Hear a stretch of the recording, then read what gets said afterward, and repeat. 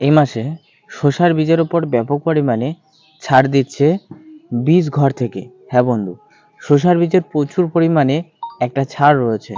তাই যে সমস্ত চাষিরা শসা চাষ করতে চান, ভালো ব্র্যান্ডেড বীজগুলি, তারা কোন কোন বীজগুলি চাষ করবেন এবং আমাদের কাছ থেকে যদি আপনারা বীজ নিতে পারেন, তাহলে আমরা বীজেতে প্রায় কিন্তু 20% কিন্তু ছাড় দিচ্ছি। হ্যাঁ বন্ধু, প্রচুর হারে কিন্তু ছাড় রয়েছে, বিশেষ করে শসার বীজের ক্ষেত্রে।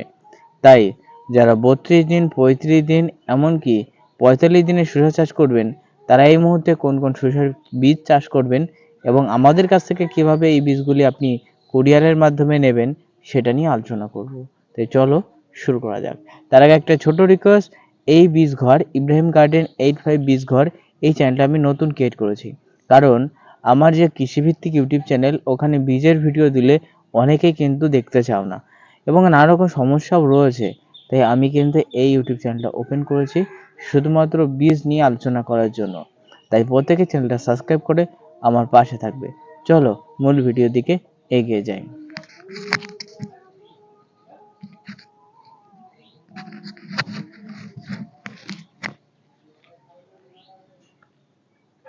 বর্তমানে শসার বীজ অবশ্যই চাষ করতে হবে। কোন বীজগুলি চাষ করবেন একটু আমি ভালো করে তোমাদের দেখিয়ে দিই। আমার স্ক্রিন রেকর্ডটা আমি অন করে দিচ্ছি। স্ক্রিন রেকর্ড কিন্তু অন না করলে হয় না, স্ক্রিন রেকর্ডটা অন করছি। এবার চলে আছে আমার গ্যালারিতে রয়েছে ছবিগুলো, আমি তোমাদের দেখাবো পুরোপুরি। ছবি রয়েছে, আমি এখান থেকে শসার বীজ স্টার্ট করছি। এই যে ফার্স্টেই রয়েছে লোকনাথ সিডের 7 স্টার। হ্যাঁ বন্ধু, এই লোকনাথ সিডের 7 স্টার যদি তোমরা এই বর্তমানে চাষ করতে পারো না, এখান থেকে প্রচুর পরিমাণে তোমরা মুনাফা পাবে। এবং এই লোকনাথ সিডের 7 স্টার মাত্র 30 থেকে 32 দিনে ধরন আসে এবং আরও কিন্তু বন্ধু 40 দিন পর্যন্ত কিন্তু শসা দেবে। গড় আয়ু এর কিন্তু 70 দিন পর্যন্ত থেকে থাকে। এটা চাষ করতে পারেন, এটা ব্যাপক পরিমাণে শসা হয়, আমরা নিজেই রেখেছি, নিজেই গ্রান্টার। এটা চাষ করলে এর পাশাপাশি আপনি করলাটাও চাষ করে নেবেন, করলাটা এর পাশাপাশি দিলে হয়ে যাবে। এর পরবর্তী রয়েছে কৃষক বন্ধু, দেখতে পাচ্ছ কেবি 7 স্টার।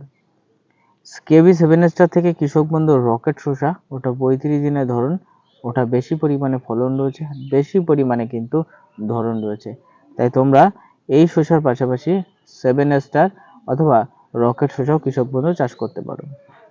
এরপরে রয়েছে দেবগিরি সিড। হ্যাঁ বন্ধু, দেবগিরি সিডের এই একটা সব থেকে ভালো বীজ 7 স্টারের মধ্যে অন্যতম, সেটা হলো দেবগিরি 15-11। হ্যাঁ বন্ধু, এই বীজটা মাটিতে মাচায় অবস্থানে হবে, 30 থেকে 35 দিনের ধরন আসবে এবং গাছগুলিতে প্রচুর পরিমাণে ফলন দেবে।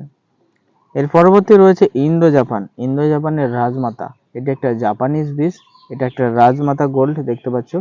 পুরো শসাটা দেশি শসা হবে, পুরো যেমন শসা আপনি দেখতে পাচ্ছেন।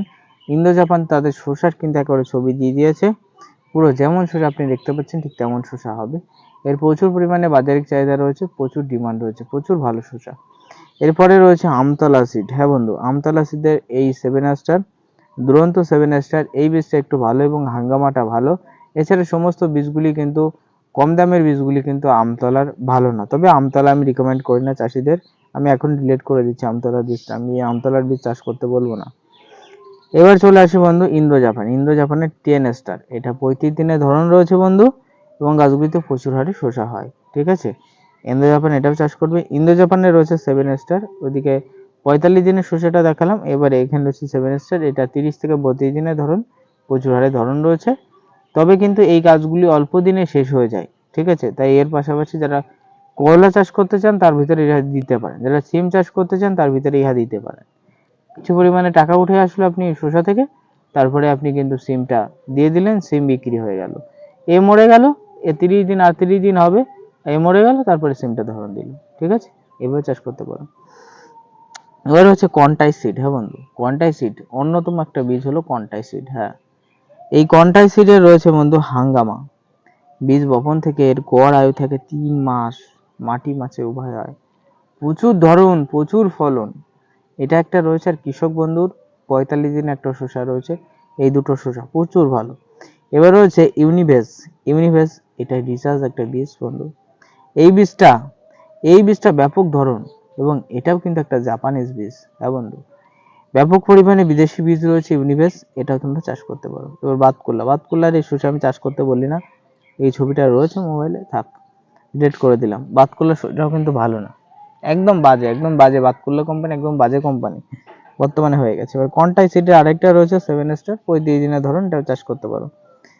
এবার এই বাতকুল্লার একটা শসা রয়েছে যেটা চাষ করা যায়, তবে হ্যামাটামা হয় প্রচুর, সেটা হলো বাতকুল্লার রকেট 2, ঠিক আছে। তবে আমি বাতকুল্লাটা একেবারে বারণ করবো, বাতকুল্লা এবং আমতলা দুটো। বলবেন দাদা আপনি এই বলছেন কেন?